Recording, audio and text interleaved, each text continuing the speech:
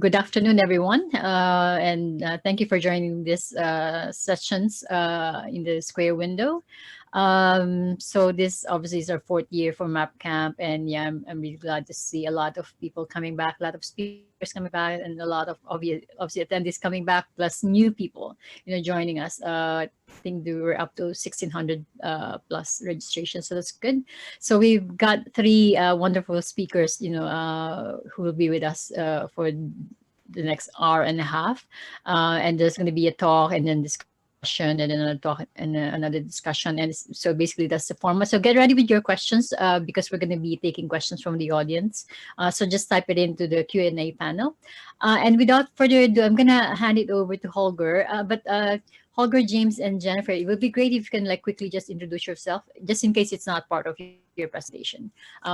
Because yeah, our audience or earlier were asking if speakers could do that. So over to you, Holger.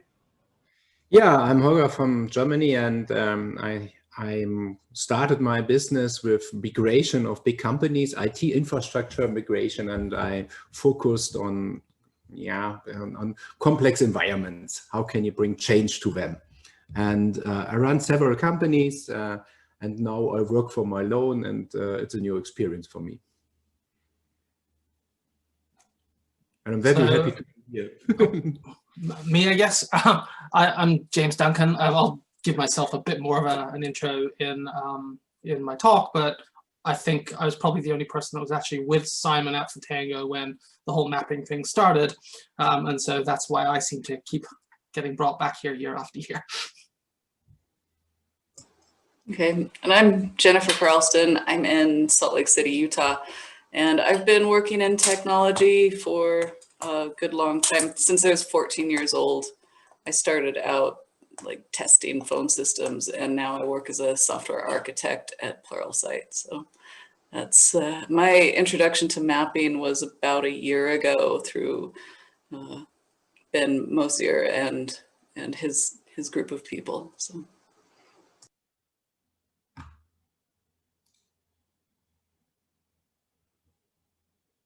Presentation. Holger? Okay, can I start? Yeah, go ahead. Okay, can maps help us in the Topsy-Turvy world? And because forward, I'm a German, but I speak Italian, and or I have my picture very close up. I speak with my hands because when I have my small picture of me and only my hand. Yes, maps can help us because we need new experience with ourselves and with our partners, with other people. And this is my talk about how can maps help to get new experience. And what we have in the moment, the current challenges, we have COVID, we have global warming, we have pollution, and we have a lot of inequality of wealth distribution. Maybe in Germany, where 50% of the populations have only 1% of wealth. And we have a big problem in medical care and all the things, I think, in other countries. And the problem is the rich getting more richer and the poor getting more poorer, and what we can do. And I think what's not working in the future anymore is a belief in rational, logical thinking. And because in 30 years ago, people said to me, no emotion, only rational, logical thinking. And now we know in medicine that you believe in rational thinking, you are ill. You need both sides of the brain. You need rational and transnational thinking. You need emotional thinking and how put the things together. And the other thing is what's not working anymore is the hope a new technology will solve any problem. And the third biggest thing is because I grew up in a normal world in Germany. It was normal 30-day and holiday, fly all over the world. And we grow up with consumption, because consumption means if you buy something, you are happy. And then go to shopping, buy 2,000 DVDs or something else. And this is not working, I think, in the future, because when we think so, buy something in consumption, we look at the earth and we say this is a resource. But the resource of the earth is not we cannot do it in the same manner what we did in the last 200 years. And this is not working anymore. And what we need understanding what we have change in complex environments. And this is a sentence from N. Pendleton Jr. and John Seely Brown, that we look at the interchange between social material and technical domains. And I found this great talk and book, and maybe Sonja recommended to me. I look over Dave Snowden and his retreats, and I want to talk a little bit of design ecologies of change. I want to introduce the change triangle, and then I want to show you how Whatley mapping is helping. And Mintzberg wrote an article, Henry Mintzberg wrote an article, 2003, How Change Works in Complex Environments. A very good article, because he said, top-down forces is not enough, and bottom-up forces is only not enough, and systematic change is not enough. We need 2 or 3 forces that we can change something. And what's with this change triangle 1.0, and N. Pendleton Jr. was talking about change more dynamic based on complex adaptiveness approach. And he said you need a vision, you need, and that's very interesting, you need a meta-narrative. And when you have new experience, and when you can tell about your new experience, because experience, micro-narratives forms identity. And how do you get new micro-narratives? And we need some more mechanism. And what I want to show you later was Whatley mapping is one of these mechanisms to change something. And you need networks. And N. Pendleton Jr.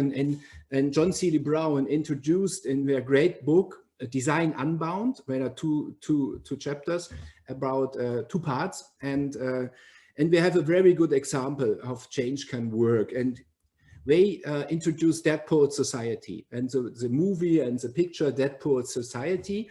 And I want to show you Dead Poets Society and how Whatley mapping is something like else for a mechanism for change. And the status quo was the students have to follow the plan of the adults, where they have to live the life what the adults are planning for them. And Keating, he was the teacher, he had a vision. And this is brilliant in English because vision scaffolds coherence. And this is a sentence of the book, it motivates and initiates action. You need a new vision. And because the vision motivates, how can we get a vision? In the book, it was very easy. Keating has the vision for the pupils that they live their own life, and was to give them intellectual, emotional independence. You can see emotional independence, not only rational independence and responsibility. And that is what we need in the future, a common vision, what we can do. And yeah, and now is a very interesting point. It's a meta-narrative. And in the book, was the meta-narrative says today, do something unusual with your life. And the meta-narrative is not narrow thinking, it's not a small container, it's a big container, but you have different experience around this meta-narrative. And in this book, it was a meta-narrative, love, courage. One of the pupils fell in love with a girl, and he gets courage to ask her. And one pupil wants to be actor, one wants to be a poet, because they have different micro-narrative in the big meta-narrative, says your day. And we have networks. And the networks was to share the stories, of the micro-narratives, and because stories also brings you to identity and something else. And when Pendleton Jr. Said, okay, what are the mechanisms for change? In the book and in the movie, the mechanisms was poetry and the Deaf Poets Club, but it was not the goal that everybody of the pupils are going to be a poet, because it was a catalyst. And Pendleton Jr. have a very good page in the book. I put it here inside. And mechanisms are lenses through which to ask questions in order to understand the system, or as catalysts that starts change, as ways to circularize messages. And I think Whatley mapping are mechanisms that I get new micro-narrative, I get new stories about me, and new stories how I work together with other people. And in the book it was, what will be their phases be? That means, what are your maps? Show me your maps. And what I think what we get with Whatley mapping, that we get new experience. And the biggest problem, I think, what we have in the moment, that we are not talking about efficiency, but we're talking about sufficiency. What do I really need? And then we have to look inside, because I make a lot of mistakes in my life. I did a lot of crazy things. And now I'm 34 years old. I said, it was a lot of nonsense. Why do I need so much? What is my energy consumption? What are the other things? But we have to look inside, and that's also very brilliant. All maps are wrong, which means we reduce the ego. We reduce the ego of the people. And when I say, Dave Snowden is always talking about when in a normal day you see 2 or 4 or 5% of the environment, because when I think about my map, I have built in a reduced ego system, and I can say I need other people to look at about their maps, because I want to go out of my blind spots. And the experience is I need other people to get out of my blind spots, and maps are a very good, important tool, a mechanism for it, because I'm not talking about the people, I'm talking about the maps. And then it's very interesting that we work on maps together, because Stephen Covey wrote in his last book, The Third Alternative, how do you bring opposable thinking together? And the map is very great for that, to talk about the environment and look inside. Because when we bring people together and we're working on common maps, understanding my maps are wrong. And these are the mechanisms for worldly mapping, are the mechanisms for change, because now worldly mapping is built for business, but how can we use worldly mapping with the doctrine for pollution, for education? We can expand worldly mapping in different areas. And I made Ken Wilber make a very interesting point, and I said, okay, worldly mapping also means in the future to understand that when I go from my only view to a more we side, because I am rational, I have energy consumption, I have a lot of consumption. What can I bring to the we? Because a lot of problems in the future are not, but we must work together to solve the problems. And when we can go transrational, emotional, and when we go more to the we side. And what helps me, worldly mapping was very, very interesting for me, because I put something here, I was experience map your life, because how I make my hidden assumptions visible. And I show later one of the 2 slides how I use map your life, my internal states, how can I map that? And then I'm clearer in my own personality what I really need, and how it is very important for me to help other people to solve on the big problems, because when it's easier to work on energy, pollution, poverty, and other things. And then I think when we have new experience, we are able to get to a common vision. And what I did for me, I name it Map Your Life. I put up 24 energy sources, and it was a psychological test. And what are the biggest 5, what is most important for me? And I make a map. And I said how meaningful I experienced my life. And I said, okay, on the right is best, okay. And when I put one of the 5 forces, it is important for me to find out myself and my behavior. Okay, I'm very clear about this. And when I feel inside myself, I'm flashing, I'm not doing it. It is very clear for me, but I'm not doing it regularly. But because when I go deeper in my map and I think, okay, there's a lot of inertia here. I know what I can do, but I put it very rare. And these maps help me to bring my unconsciousness thinking. And I make another map. So I have 5 maps. One point was very important for me. My aim is to live in harmony with nature. And I said, this is very clear for me on my goal. But I feel not so good, because maybe less consumption, energy, and all the other things. And I go deeper and I said, okay, I'm not so good as I want, because why I'm here, why I have here my inertia. And I use worldly mapping and also to look inside me, because I don't find a solution outside in the world. I have first look in my life, and when I'm go deeper, I'm looking what I really want, what I really need, what is my state. Then it's easier for me to work with other people together. Here it's a great presentation on last map camp from Paul D. Johnson and Curry, and about maps in the environment. And first I go out inside me, but maps helps me. And when I go outside and working with people together, look here what we can do in the future. And when I think, when we have the experience, look inside and what I really need, what I can work together, or have my forces and work with other people together, and looking how we can solve problems. And in my view, Worldly mapping can help us. Worldly mapping can help us developing inside mapping models, because in psychotherapy, a lot of people know it was a Nobel Prize 2013, but the brain is also working with maps, because look at metaphors. The problem is before you, the problem is behind you, the problem is on the left side. And it was a Nobel Prize 2013, but the brain is also working with maps. And when we have a chance to expand Worldly mapping for developing climatic pattern, doctrine, gameplay, not only for business, for other people, for other things we have to solve.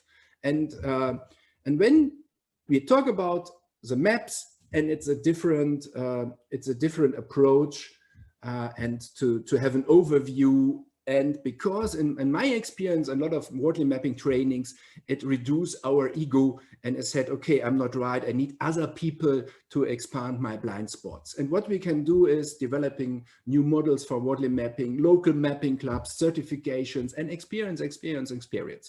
And this is why I think Worldly mapping can help us to get new experience with us, and new experience with other people.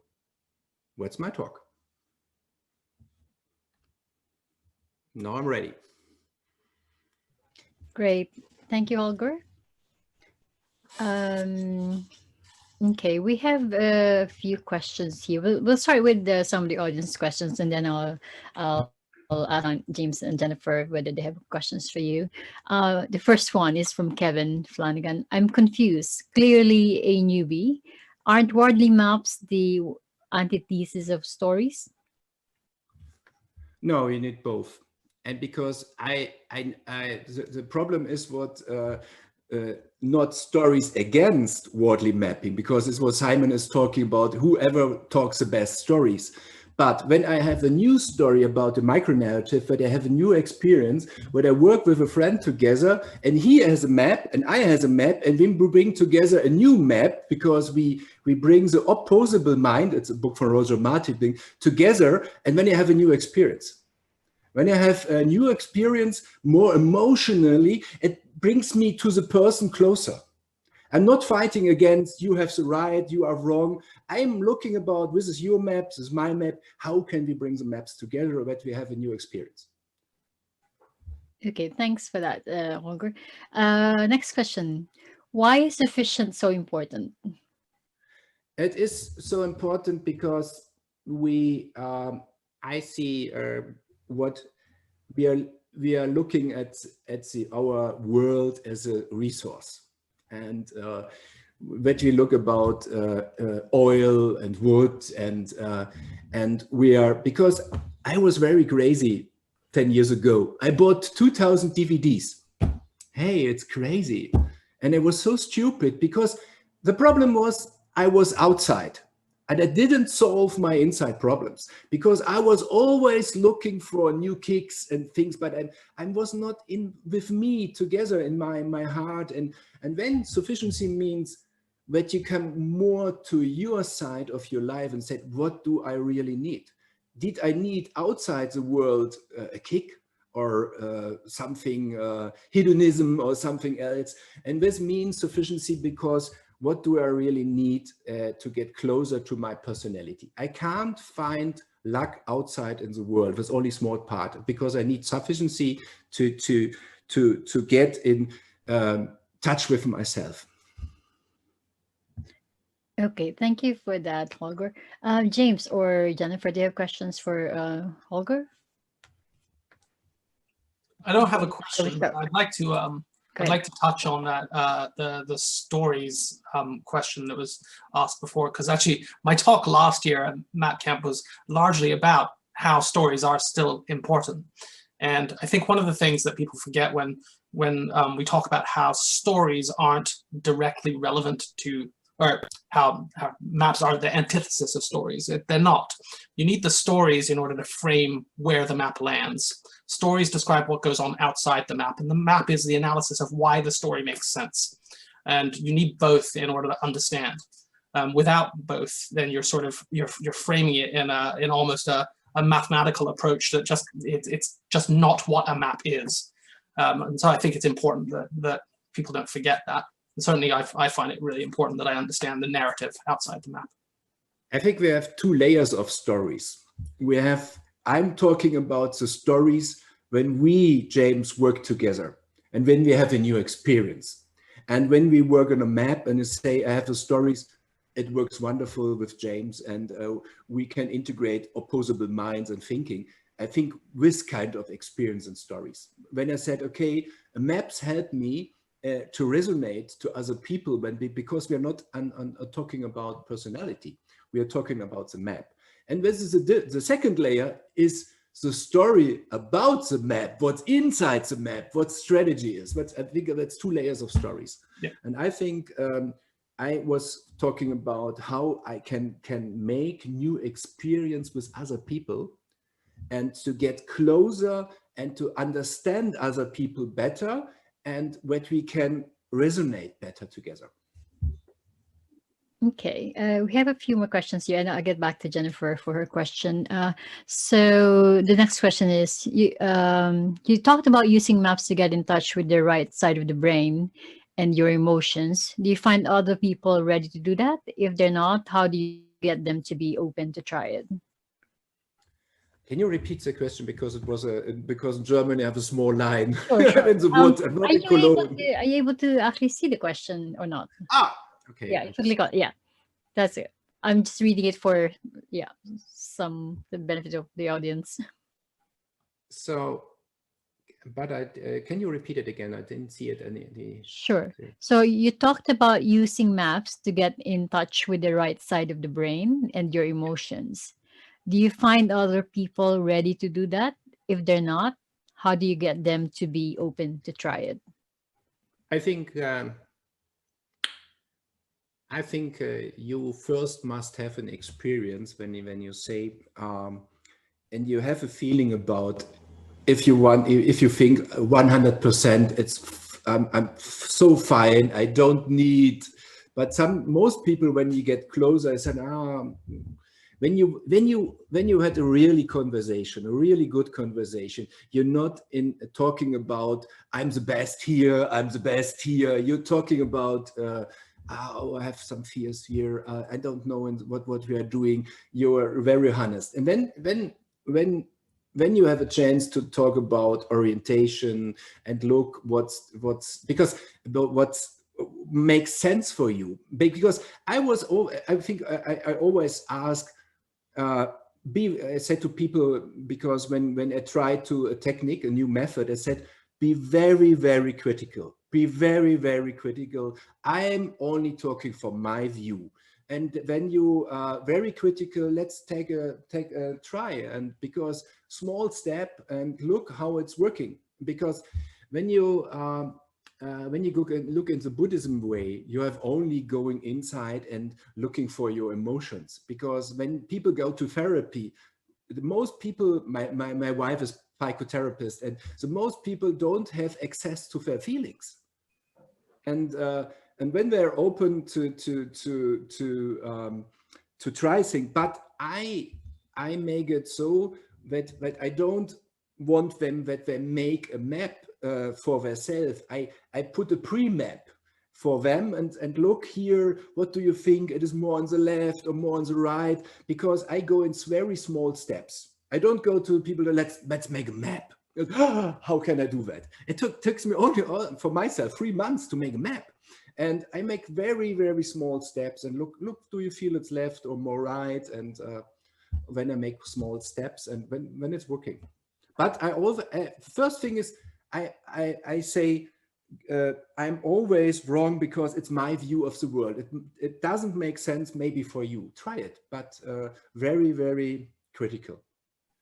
I think and then it's very easier for me. Kind of related to some of the points you said. There's this question.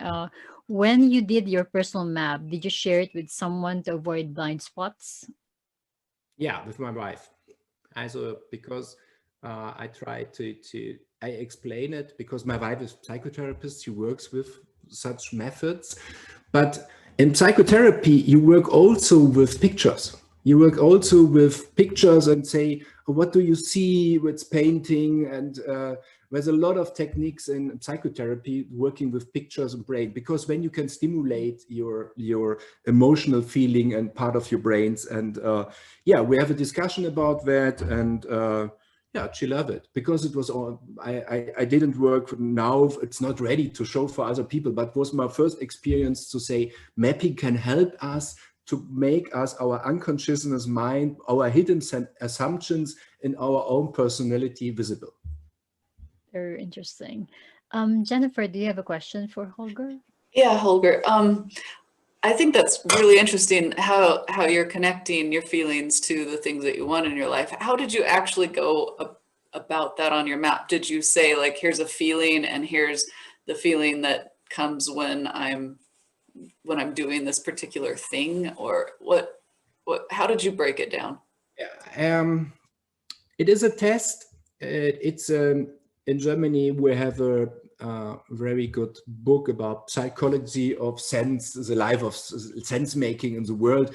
And it is a scientist, and she makes a Lebe test. It means how meaningful is your life? And this test is translated in 18 languages. And in this test, she makes in science research that in most people all over the world have 24 energy sources. What gives you meaningful life? And when she focused on the 24 and said, you can't focus on anything, because when you need something, you have to choose 5 of them, because you can't go good in all the things. And I choose 5 of them. And I said, okay, how does it feel, the 5 for you? Is it clear for you? I said, clear is very right. I know it's very clear for me. And when I have a feeling inside my felt, how I feel, when I feel, I'm not living it. I think for myself, it's very, very important, but I'm not living it. But in my brain it is very important for me. I do all the things. When I have the 5 energy forces, and when I go deeper and look, how does it feel? What can I do? What is my inertia? What is my inertia that I can go and live it more what I want? I am focus of the 5. Did I get the right answer for you? But you understand it? Okay. Any follow-up question, Jennifer or James? Do you have a question? Okay. And we don't have any more questions from the audience as well. So I guess what we'll do is move on to the next talk. And James, if you can, because we've got people who joined us like a few minutes ago as well. So if you can just do your quick intro again, and same with Jennifer, when you do your talk later, that would be great. So over to you, James. Well, rather than doing an intro straight off the top, it's sort of built into the talk. So I'll just dive right in. Hopefully you can all see that. So Simon gave me like 15 minutes to answer this question, and we're all up here trying to answer it. And I'll be honest, when he sort of mooted the idea of the topic, I kind of thought, well, it'll be easy to tackle that, it's no problem. And when I told my colleagues what the topic was, their reaction was, oh God, Simon asked you what? Because there's multiple Jameses in my company, and I'm often referred to as the angry one. And in the days and weeks since, I've sort of circled the roundabout a few times and rewritten this talk more than once. And it's because the question is a really big one. And I think my answer to the question is yes, they definitely can. Or no, they can't. Maybe they can, I'm not sure. And so rather than just telling you all what I think the answer is, I thought what I'd do is sort of decompose it, because I think maybe the decomposition of it is the useful thing. And the first thing I thought to do was to understand just exactly what topsy-turvy really meant. And so I went to the dictionary definition, as you would, and the dictionary definition is that it's an adverb, and it means one of two things. It either means utter confusion and disorder, or alternately with the head or the top downward. And that's useful. It gives me sort of two directions to explore, and I think we can probably quickly rule out the second one. So let's get that done, and then we can move on to the more interesting one. So if we consider this world being topsy-turvy, it implies taking the current spinning ball of rock that the Earth is and, well, inverting it. And there's some problems with that. Firstly, who's to say which way is up in the universe? Even if the Earth had inverted, it might just be a correction to a billion-year-old mistake, so maybe it would be the right way up now. And secondly, but probably more importantly, should the Earth literally rotate through 180 degrees to attain a new permanent orientation as it hurtles around the sun, I don't think we'd be concerning ourselves with as to whether or not orderly maps were helpful to the situation, because they wouldn't be. So let's consider the other definition, the one about disorder and utter confusion. And it's here that I think we probably have a lot more mileage. So in many previous talks and occasions and presentations and discussions and debates, etc., Simon has asserted that evolution is a climactic pattern. And what he means by that is that over time, things become more evolved, with the recognition that despite there occasionally being ways to speed up the evolution of something or slow it down, you can't really stop it. But why is that? I mean, seriously, why? But before I get into all that, I should introduce myself. I'm James. I've been involved in this mapping lark since the very, very beginning. In fact, it was in a room together that Simon and I stumbled upon the first iteration of mapping way back in the days at Fatango. And now there's like 1 million of you or something, like 150 on this talk, 1,600 registered for this event. And it's fantastic to see how it's grown from just such like a tiny beginning. And today I'm a partner in a small consultancy called Stance, and we use a lot of elements of mapping and doctrine and the strategy cycle to help our clients rethink and then ultimately reshape their organizations from the C-suite right to the front line. But working out how to harness technology is not really an obvious place for me to have ended up, because I grew up in a farmhouse in rural Canada. It was about 100 kilometers east of Ottawa and 100 kilometers west of Montreal. So it was about as rural as you can get. And it seems crazy in hindsight, but for a long time, we had a party line into the house. And some of you might know what that is, but many of you won't. And I'd imagine even fewer of you would have actually experienced it. What a party line was, and to a teenager in rural Canada especially, it was about as close to the opposite of the party as you could possibly get. Essentially a normal landline like you would have into your house today, but instead of just connecting to your house, it connected to a bunch of others too. It seems almost unbelievable in this day and age. And honestly, it seemed almost unbelievable to teenage me as well. But we literally shared our telephone, not just with each other in the house, but with all our neighbors. And that meant everything it sounds like. So it wasn't like you wanted to use the phone, but your brother was playing Fortnite on your handset, or even your father was waiting to take an important call from work. It was more like you wanted to use the phone, but your neighbor next door was talking to their cousin in Laval, and when they're done, you can think about maybe making your call. But the telephone, as we know it, has now changed. The telephone in mapping terms has evolved, has it?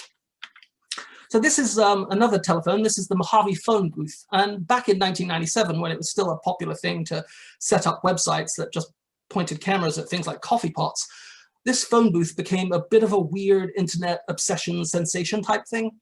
People would make pilgrimages to it, trekking literally miles to the middle of nowhere, and other people would call the phone number and hope that someone would pick up. And when someone did, they would chat for hours with random strangers in some kind of prehistoric chat roulette. And in 2000, when the phone booth was removed, a shrine was built to it in the spot where it stood. And even today, if you call the telephone number, you get a conference call that lets you chat with strangers, which is mad. But instead of that, let's imagine that instead of it being pulled up in the year 2000, instead, just before it was pulled up, there was some freak mass alien abduction thing where all the humans on Earth just got simultaneously zapped out of existence. What would happen to the Mojave phone booth? Well, the wind and the rain, and although not much rain here, would for eons pound against the side of it. The sand, more likely at the Mojave phone box, would wear it down until one day it would simply be gone. The phone booth would not evolve, it would erode.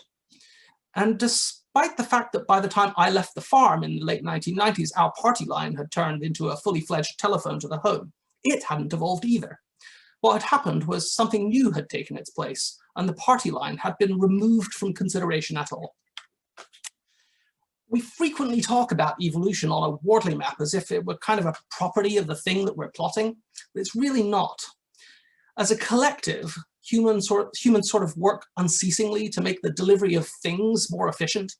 And it starts off knowing a little bit about how to achieve a particular outcome, and then through time and effort, we slowly know more.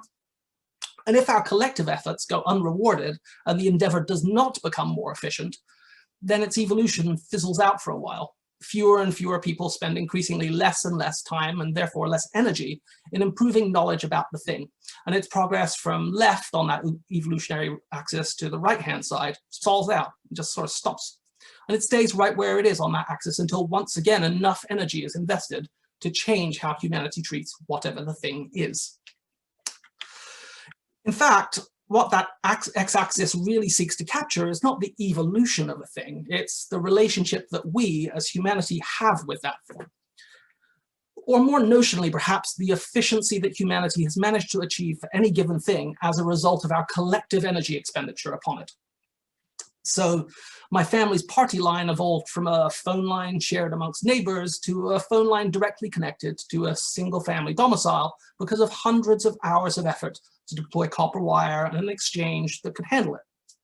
And the exchange itself only became possible when a phone switch stopped being a giant mechanical monstrosity and was replaced instead by a computer the size of a suitcase as a result of hundreds of thousands of more hours of effort to create an ever greater degree of order in the system as a whole. And the thing is about highly ordered, efficient systems is that they're inherently brittle.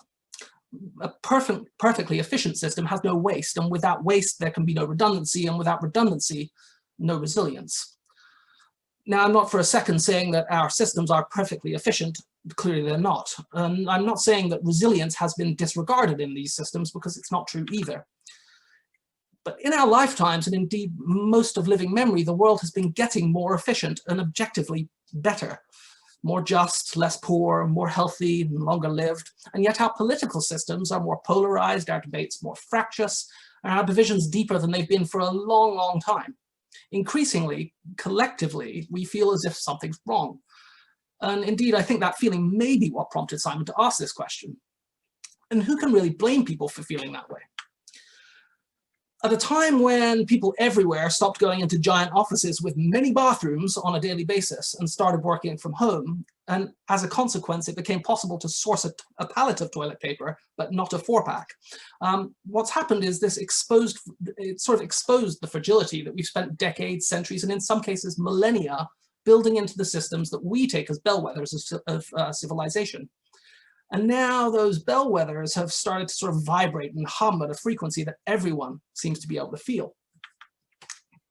But our experience of the world is really the merest of blips in a far, far longer timeline. Most of what we take for granted as the way the world works is actually the very opposite of its natural state. It's not order that defines the world, but disorder. Most endeavors of any sort are doomed to fail, and mapping can help us as individuals avoid some of the more obvious failures, sure, but honestly, what most people try to do when they encounter mapping and begin to understand it is to try to compel everything to evolve as quickly as possible. Indeed, that's the Silicon Valley view of the world, and they've got a word for it, which is disruption, and they love it. Now, many of you will have heard the story of a discussion in a London coffee house during the Enlightenment, and I understand Terry Pratchett might have used it in a book too, where an individual refers to the Earth as a globe and gets interrupted by an old man who says, "Nonsense, the world's a flat disc balanced on the back of a giant turtle." And the round earther quickly counters with, "Well, then what does the giant turtle rest upon?" And with no hesitation at all, and a glint in his eye, the older gent replies, "Well, young man, you may think you've fooled me, but everyone knows it's turtles all the way down."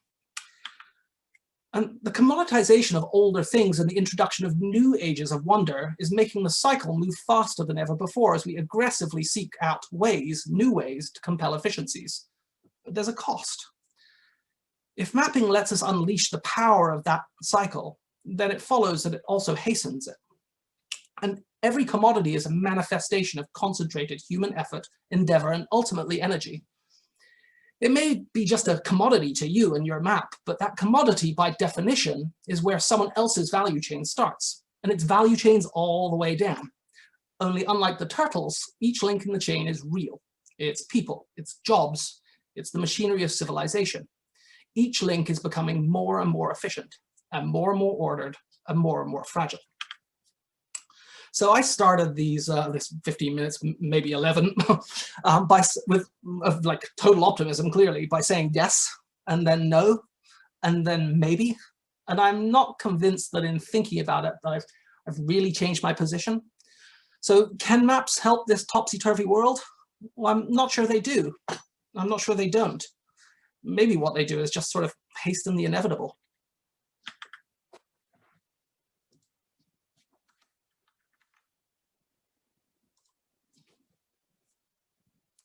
There we go.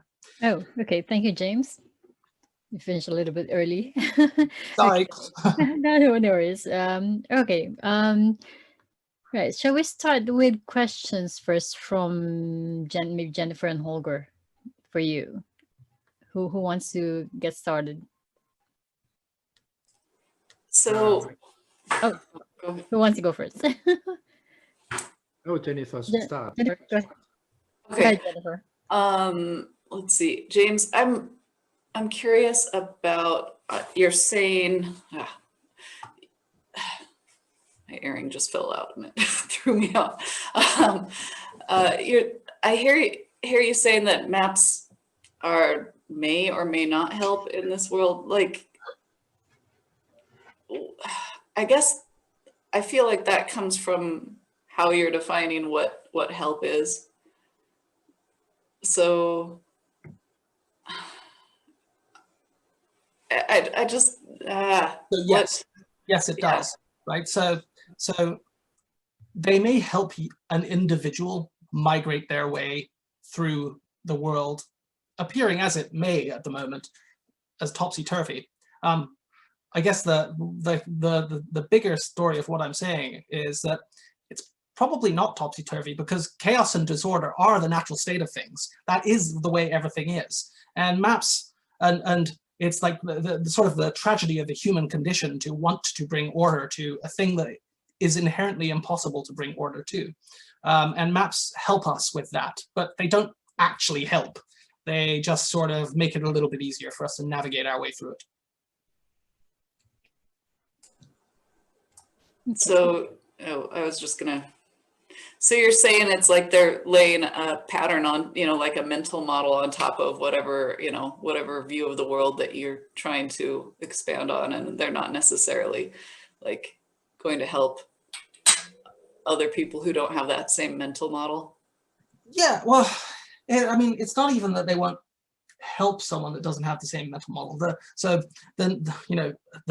It's one of the laws of thermodynamics, right? Is that you can't. Everything will tend toward chaos. That's the natural state of things. Everything will degrade, and so there's no way around that fact. And certainly not in a closed system. We introduce energy into things, and in doing so, we evolve our relationship with them and how we can treat them, because we learn more about them. But in doing so, we make the sort of edifice that we build on top of those things later on inherently more vulnerable. And by having the bigger the stack gets, the bigger the scaffolding gets, the more vulnerable the tower is. And things will go wrong. It's inevitable. They will go more wrong the bigger the tower is. And that's sort of where we are. Maps don't help us solve that problem. In fact, they possibly make it worse. Okay, I've got a few questions here from the audience. First one, what is the inevitable? Well, so it is that. It's that we are building these ever more efficient systems, and that introduces a vulnerability. And the vulnerability in an efficient system is that something happens that's unexpected, that the system has not been explicitly designed to deal with. And anyone that's written software for a living for any period of time knows that to be true. And so I don't know if there's a big, more meaningful message. It's more that as individuals, if we use maps to play games with the landscape that we find ourselves in and the environment we find ourselves in, by doing what most people do, which is, oh, how do we aggressively commoditize? Then we're probably storing up problems for the future, just a different set of problems. Holger, didn't you have a question earlier? Oh, yeah. Yes, my mouse. I do that a lot too. Don't worry. I think you're talking about disorder, and the world is not ordered; it's disordered. But our normal tendency for internal is looking for order. And with the conflict, we have disorder outside, but when we have basic needs. The basic needs are looking for safety, looking for coming together, and that's a conflict that we have to understand. There's a world outside with disorder, with a lot of black swans and a lot of things, and how can you feel in your side that you can handle with disorder? That's a problem. It is, yes. And I think that's why, that's the challenge everyone feels, or a lot of people feel at the moment, that the world is becoming increasingly disordered and they don't know quite how to deal with it. Well, maybe it's true, maybe it's not, because the natural state is disorder, as I sort of said. But it's how we can perhaps make it make sense to us. I'm just not sure that in making sense to us, it actually helps us. We're not any closer to solving the problem. So I see someone pointed out that is the push to commodity a fight against entropy in the questions, and and that's exactly what it is, and it's an attempt at that. But in doing so, it sort of stores up problems for later. Okay, I've got a few more questions here. So the next one is this: is it that maps might help us collectively understand the world, understand what the opposing side sees, and through that combined idea set, perhaps find the truth between the two viewpoints? Yeah, I think there's fairness in that, and I think that's a reasonable statement. I don't see any reason to argue against it. I mean, I said to the panelists as we got started for this, I rewrote this talk again and again and again, and in the last few days it's gone down a dark kind of path. But I think when I started unpicking a lot of these questions, that's what I started to see. There's this tension between our desire to create order and make sense of what's going on in the world, and what we feel about it and how we'd like to make it better. Okay, next question is this: what kinds of things can we do to increase resilience and reduce fragility? So I think, interestingly, this is one place where doctrine in particular helps. So one of the so Simon in the doctrine points out that we should seek for effectiveness rather than efficiency, and I think that is a really important thing. And we find ourselves talking to our clients about that a lot as well. A relentless pursuit of efficiency will undoubtedly build a fragile system. the relentless pursuit of effectiveness will build a system that is both as efficient as it needs to be, but resilient as well. And that's, that's what you have to do. Okay, next question. Is the push to commodity a fight against entropy? It's sort of. In one of the rewrites of my talk, I went down the path of talking a lot about entropy. Yes, I suppose is the answer, but I think it's a difficult way to really express this, and it's a challenging way to express it. So, I think it's an interesting avenue of exploration. I just don't feel personally I have the science chops to really go into that. Okay, thanks for that, James. We've got a few more questions here. Unless Holger, you and Jennifer, you want to ask some questions first before we get on the other ones, or shall I just go on? Okay. Right, so the next one is part of the challenge that one use of maps is to deconstruct the world into component parts and make each of those component parts more efficient while neglecting the health and overall resilience of the whole system. That is definitely part of it where I got to as I was trying to answer the question. As I said, what tends to happen when you're mapping is you get to the point where something is a commodity, and the nature of mapping means it gives you sort of permission to then say, I'm not going any deeper here. That's enough for me. But that commodity is, as I said, someone else's value chain. It's where their user need starts. And so there's a whole stack of other things underneath there that if you are not considering in your system, may be fragile, it may not be. You have no real way of knowing because you're sort of skipping the analysis, I guess. And so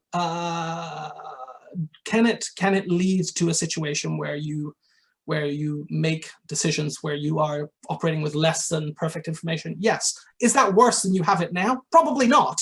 To be clear, it's probably no worse than the situation you have now. I'm just saying that commodity bubble that you put on the right-hand side doesn't end there. It never ends there. There's always something it's built upon, and that stuff matters. Okay, I'm not sure if the next one's related or maybe already addressed by some of what you said, but let's ask it anyway. Are you saying that you think that a flaw of maps is that they are used to provide a single answer approach to each issue and therefore remove diversity and resilience? So, so to be clear, like, I love mapping. I use it every day with all my clients. I teach people how to map. I help them make the most out of maps. But what they tend to do is that they, when they start experiencing a map, the one obvious game that they can play with it is to try and accelerate the things that advance from the left-hand side to the right-hand side. It seems like a really obvious game to play. And that is a problem because it's leading to a bias in how you play the game. And so is it a flaw of mapping? Possibly, actually. I think it's just, you need to ask if you're going to play that game, you need to ask the question, is this the right game to play?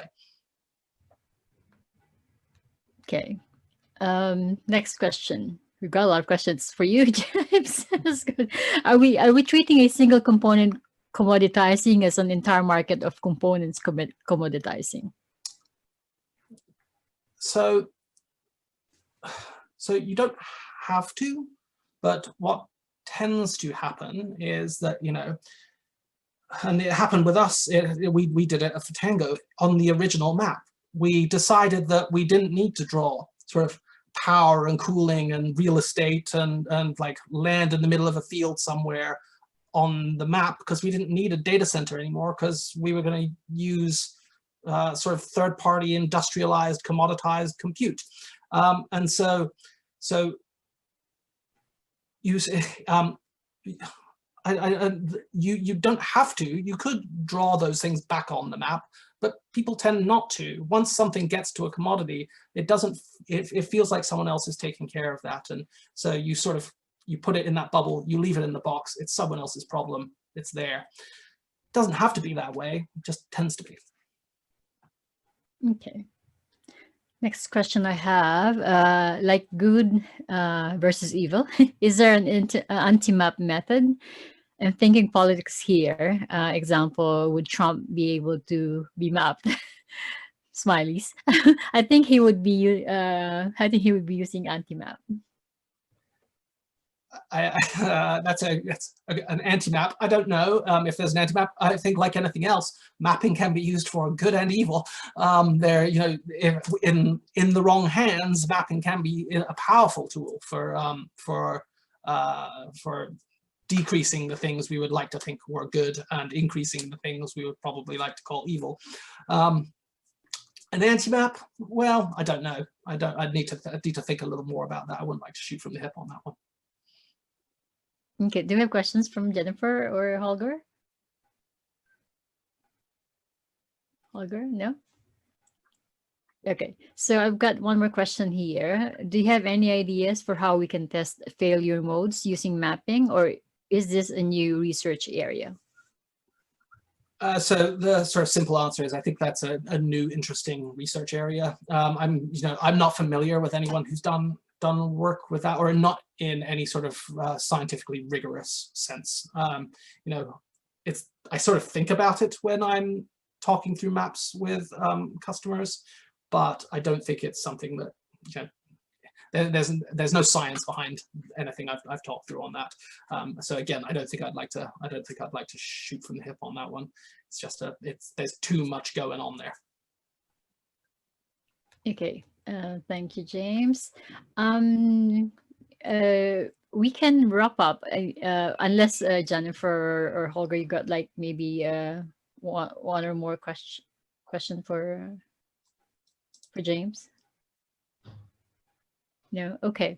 In that case, I think we're going to move on to the next speaker, who is Jennifer. Thank you, James, for that talk. And obviously, you stay back for the next discussion after Jennifer's talk. So, Jennifer, if you can quickly introduce yourselves again, as we did earlier, that would be great. So, over to you, Jennifer. Thank you. Thanks, Jen. Hi, I'm Jennifer Carlston. I'm a software architect. I've been working in technology for a long time. Started out as kind of a phone phreaker slash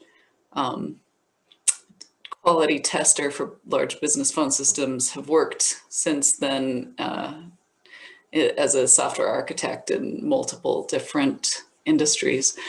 Came across mapping about a year ago. I'm still trying to figure out how it can be useful for me. And I feel like it has been overall. So let me go ahead and share my screen and we can get started with the talk. So we're asking today, can maps help in this topsy-turvy world?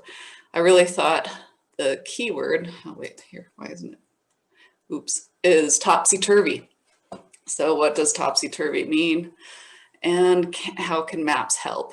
I think this quote is pretty telling. Alfred Korzybski was, like a linguist back in the 30s, yeah, around there.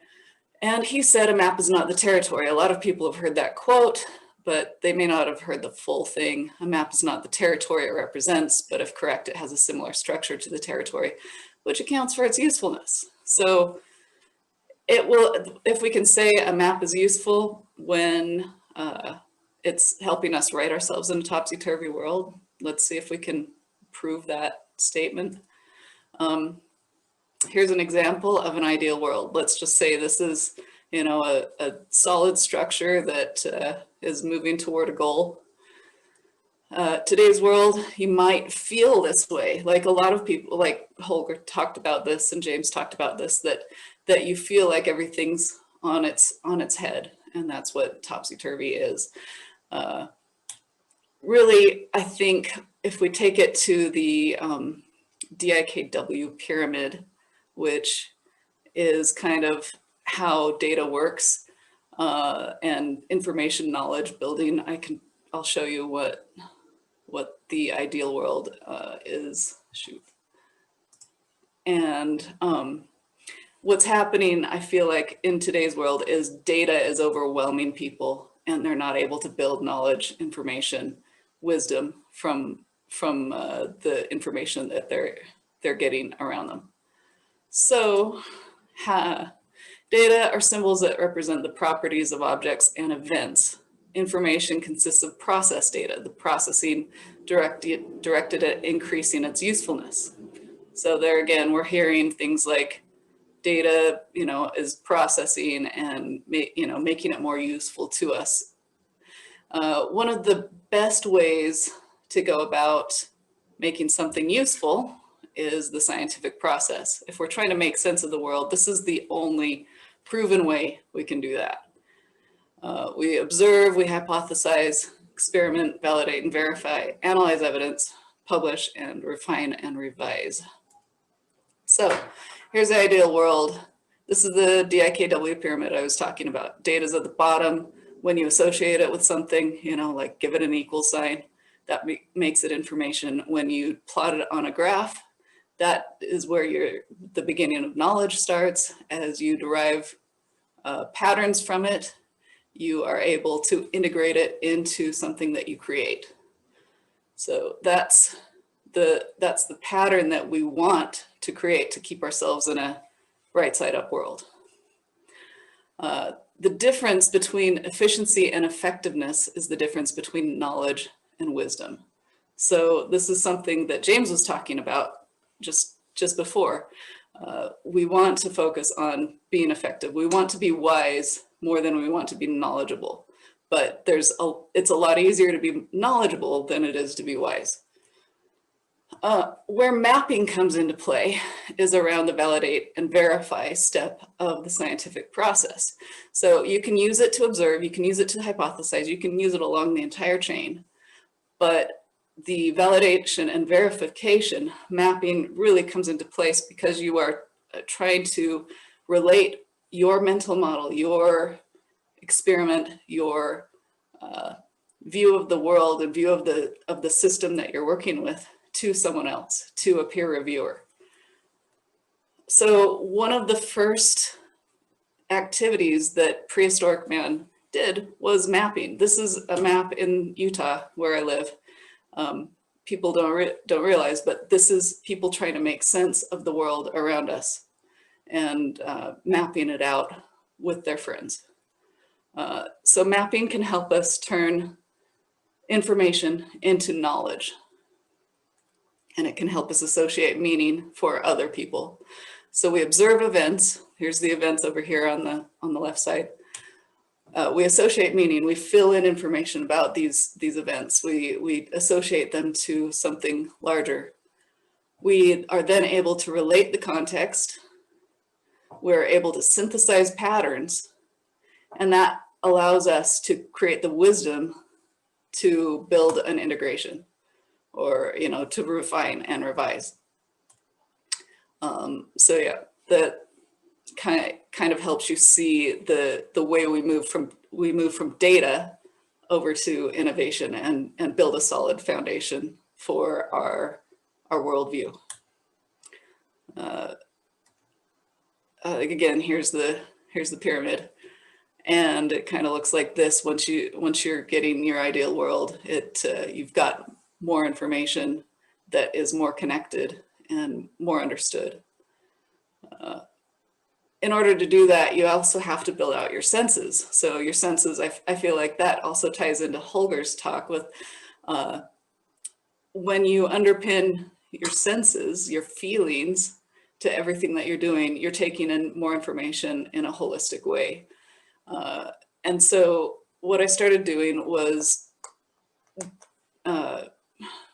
breaking up the personas of an experimenter, of an observer, of a scientist, or of a mapper into these various steps. So I define them as the personas, and what I've gone and done is create a wordly map, or loose wordly map to help explain this, and then you can tell me if you think it's been useful for you.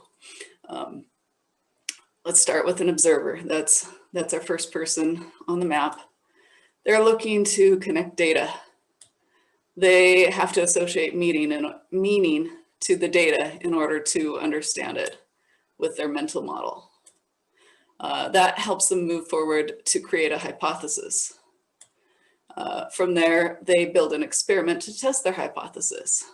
Okay, so and then they have to communicate it to other people. They might use scientific journals, they might, just talk to people, they might tell them about what they've been doing. But what the peer reviewer does is create a new experiment based off of the experiment that the observer used to test the hypothesis. And that proves that, once they're able to experiment, they are able to relate the context to the mental model that the original observer created. They're then, as they're testing, they're able to build knowledge and validate that the experiment is correct or is a good representation of reality, of a shared reality that we have. And through analysis, they're able to create verification processes that allow them to repeat it over and over and over again. As an engineer, you have to synthesize all of that and strategize in order to create a realized model, which you can then connect everybody together into a single mapper, be able to connect the map to everyone. It gives you that shared model, and you're able to refine. So this is trying to answer, can maps help in a topsy-turvy world? I think this talk was a lot faster than I expected it to be, but that's what I've got for today, and I'm curious if anybody has any questions about it. When I ran through it the other day, it was like 15 minutes. I don't know what I cut out, but That's okay. Thanks for that, Jennifer. Right, we can see there not. Oh, there's clapping on the chat. If I don't know if you can see it. And I've asked people to post questions, for you. So we'll see if there'll be questions coming up. But maybe Holger and James, you have questions for Jennifer? I fully resonate with your talk, and I feel no difference. I can't ask a question.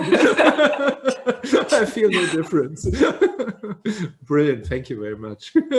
I would only echo that. I mean, I think I really loved the breaking down of the scientific method and where it plotted on the map. I think that's a really good model of how it all works, and a really powerful model for understanding where sort of inputs can make a big difference and how they impact the rest of it. okay. Right, I'm just letting our attendees know that they can post questions, for any of you. So yes, so our attendees hopefully will be posting some questions soon. Yeah. So James, I'm curious how you I feel like this is kind of trying to answer the question you were posing in the last talk, and saying, yeah, it's not necessarily useful, but we do have one method that we can use, and mapping can help us create a better visualization for the people who are trying to verify and understand the worldview that we have. Yeah, I mean, I totally agree with you. I think it definitely helps.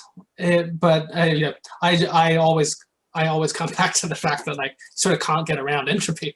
Well, you can't get around entropy. You can in a closed system where you're introducing new energy. Thanks, son. You can. Yeah. But, I mean, we're anti-entropy organisms to a certain extent for a certain amount of time, right? So we're fighting it. Yeah. Not very well, but we try. I also loved the early map on the cave wall in Utah. That's amazing. That wall is amazing. I've been down there.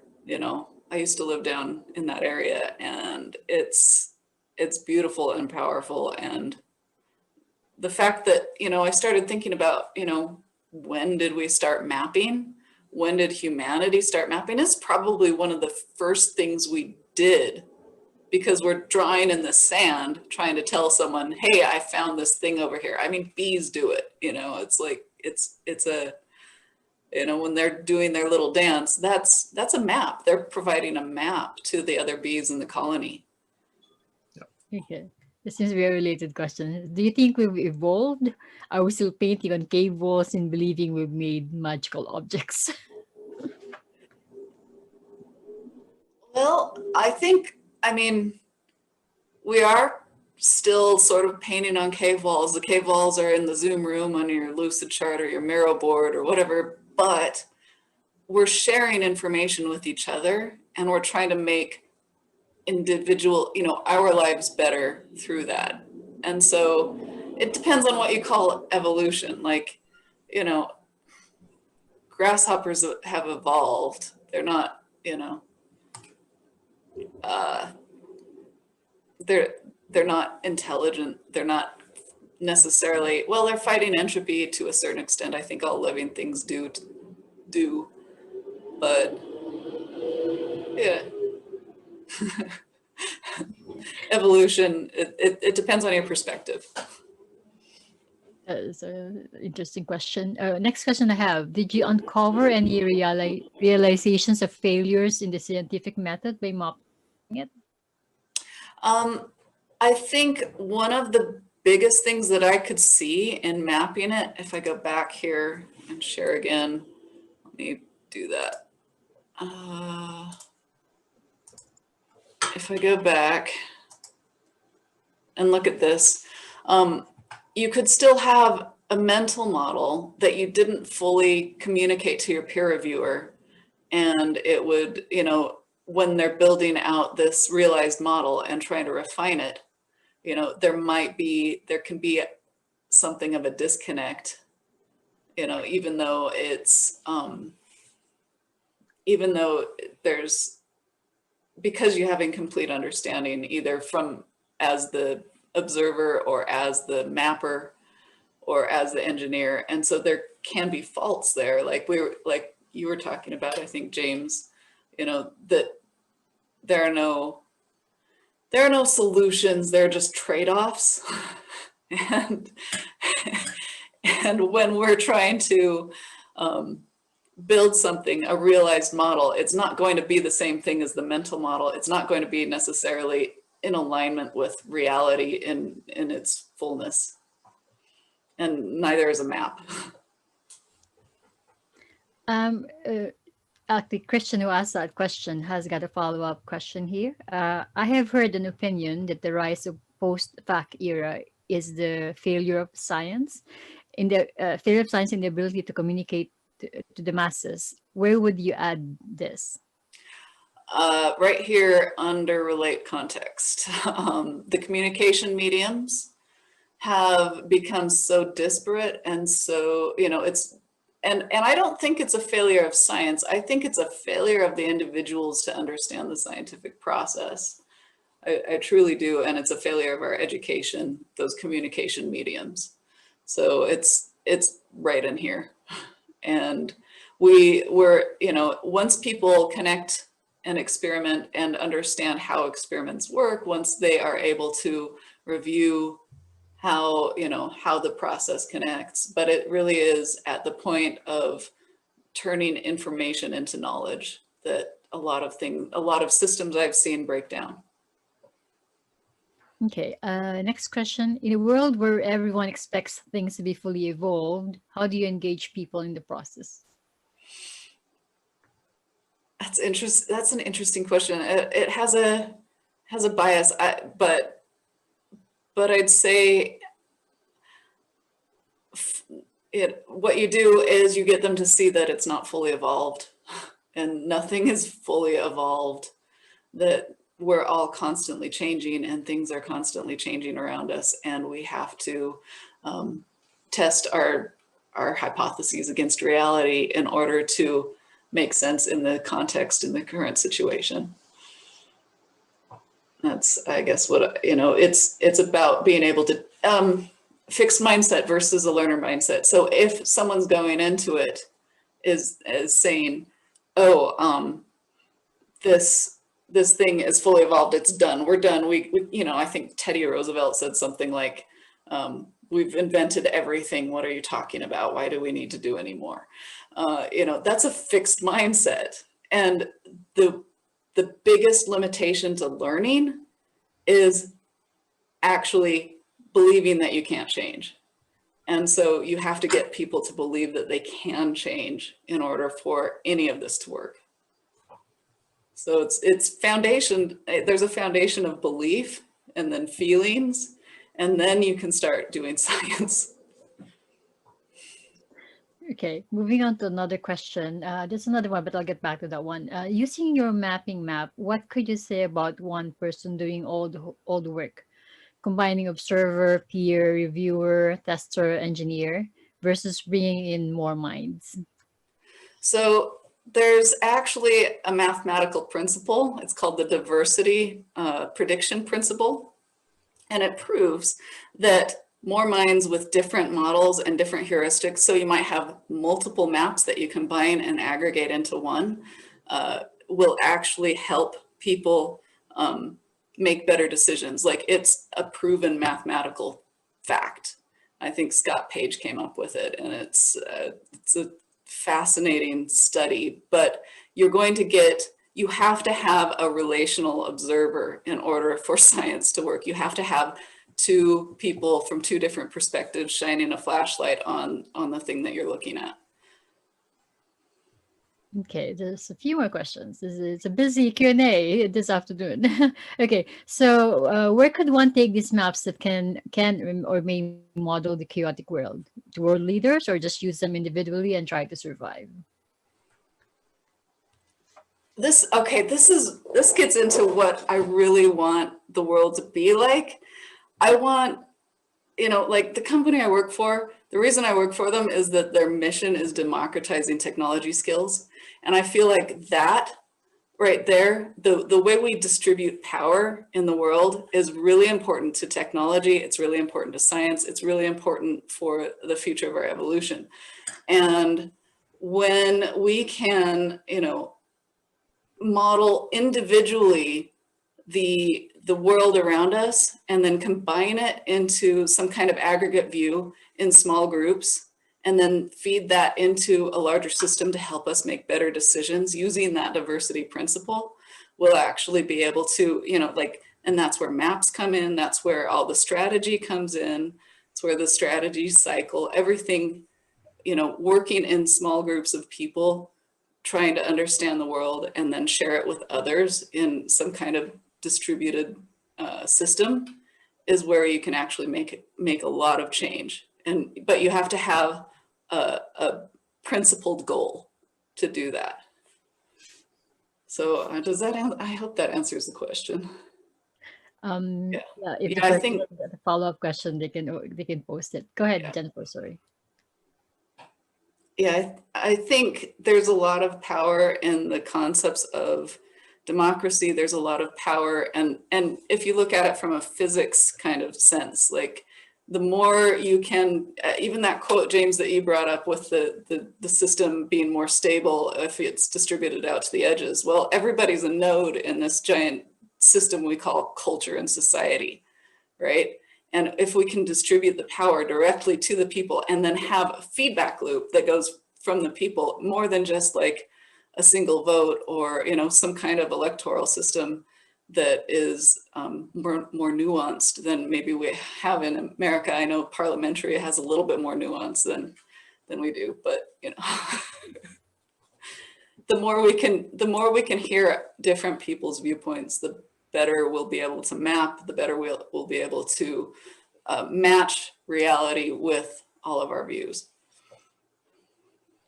That's a very interesting topic. Okay, I've got one more question here from someone who's very new to maps. As you said, don't they show some evolution? You go from unmodeled to modeled, where a lot of maps I've seen go from genesis to commodity, left to right. Can you compare that scale? So Simon actually has a whole bunch of different x-axes, but this is just a different version of evolution from a, kind of mapping. I chose that x-axis because it kind of matched what I was trying to do a little bit more than a business evolution scale. But they're just stages that we're putting on the x-axis over time, really. And we're saying we want to move in this direction. There's an implied bias that says we want to move along this evolutionary axis from unmodeled to modeled, from, I forget some of, there's a whole bunch of them in the book. Okay, while we're waiting for a few more questions, are there any questions from you, Holger? Yep, go ahead. And James? Now I have a question, and I love your presentation about the scientific, but I wrote in the book of Alan Deutschmann, Change or Die, and is a great book of change, because he showed us that people have a heart attack, and when we think how many people are changing their behavior, and when I asked people the questions, and I said, oh, 50, 60, 70%, and it was under 10 or 10% change their behavior, because when I have a heart attack. And this shows us was data and models and scientific models are not resonate with people to change behavior. And I think how you make a small sentence on my presentation about this emotional side. And what do you think, how we bring the emotional side and the rational side more closer? Because I see in your presentation, you focus in the outside world. Mm-hmm. And I want to ask you, what do you see about the bridge to the inside, to the internal world? I think you have to use the same process, honestly, and use, connecting it to that mental model, right? So you're using your mental model to try to figure out, like, you can use that mental model and see if it matches how you feel. So you could say, I'm going to do this thing, right? And watch what happens. I feel this way when I do this thing. Does that match how I believe I should be feeling? And if I don't match, then you've got a vector to change your behavior, to try to figure out what emotional context is more relevant to the mental model you want to create for the world. Does that connect it? Like, you have to stay connected and grounded in your feelings in order to really be able to use these techniques. This is a wonderful sentence. We have to quote it. Thank you. Yeah. That's great.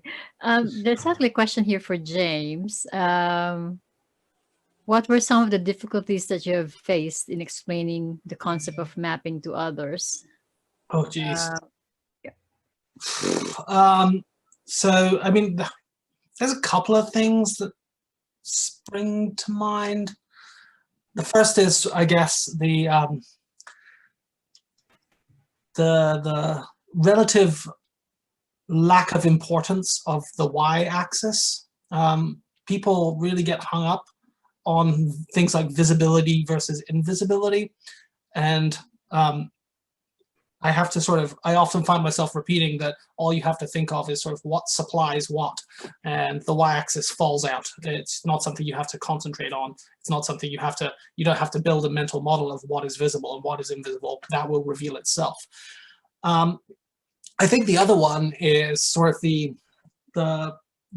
occasional mental hurdle of having to map the way things are versus the way that you would like them to be. And so, it may be that the way you treat or your organization treats a particular component on the map that you are making is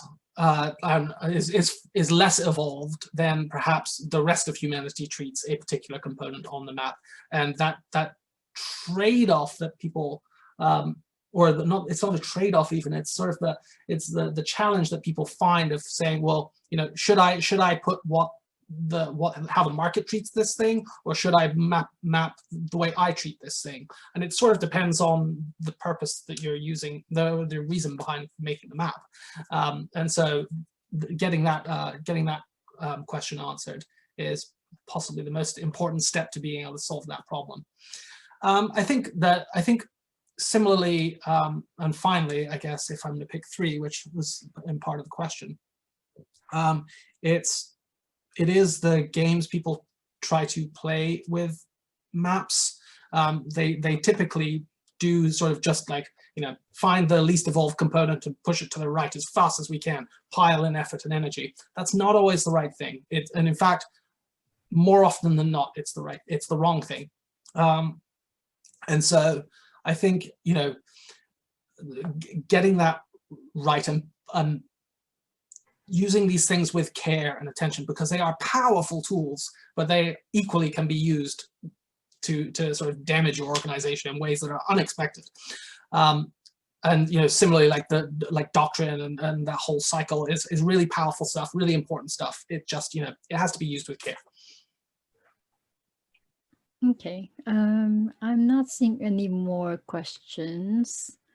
Maybe I can just ask each one of you to, I don't know, maybe just leave a few pointers especially for people who are new to mapping. Some people actually from the outside are seeing it as a cult, to be honest. Like the last few map camps in the last few years, people have been saying that. Is this a cult? Or asking that, like, is this a cult or something? So any pointers, especially for our new mappers? Jennifer, shall we start with you? Sure. I would define a cult as, someone who has we do have a strong leader. We do have, who's very entertaining, who's compelling, who tells a compelling story. I think that's one, it's a cult of personality a lot of times that, is what cults are based off of. But there's a methodology that is open, and what cults often are trying to do is manipulate people. And, this definitely has the potential to do that. So, there's some truth to maybe saying that it's a little bit of a cult, because there's manipulation going on when you're trying to look at the world as a competitive, us against them kind of viewpoint and change people's behavior.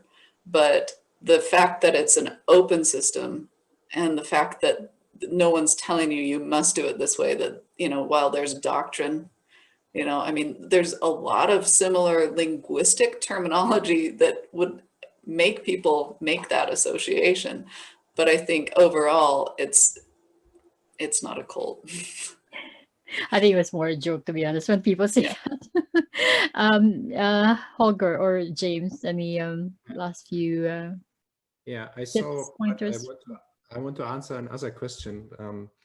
How can you, I have a question about NA speakers. How would you approach mapping, making a purpose to find more interesting questions?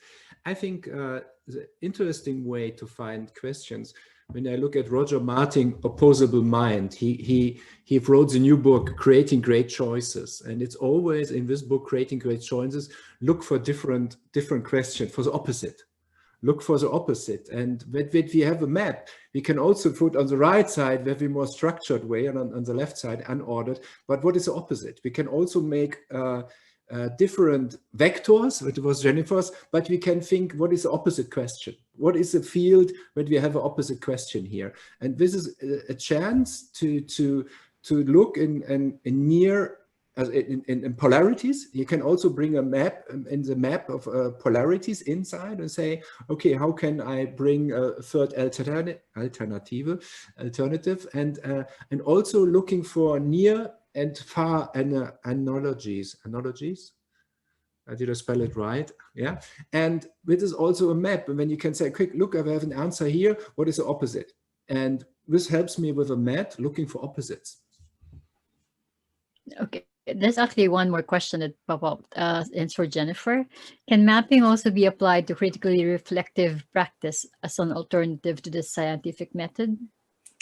I've absolutely used it for that, so I'd say yes.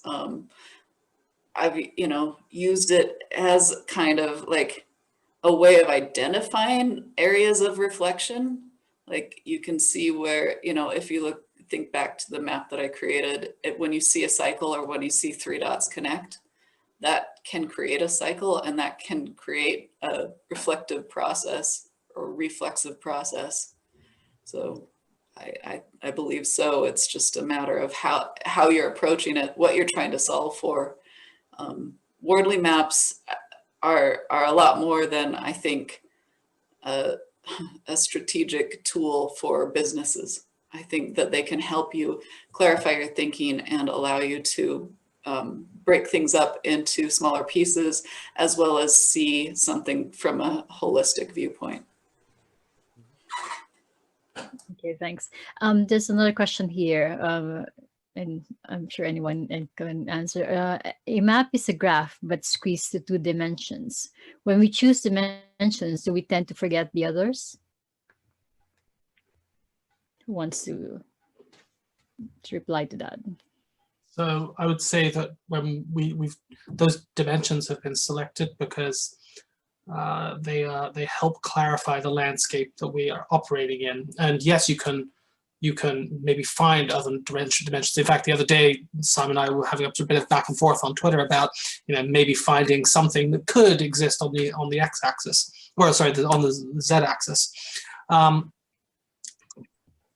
But the important thing is that those axes have to be related to something tangibly useful. They have to have meaning, and by selecting those axes and placing the nodes into the graph against those axes, it has to reveal something, because if it doesn't, then go back to the ones that Simon has pointed out, because they are useful, they are tangible, there are things you can do with them. And I think that's the real important thing.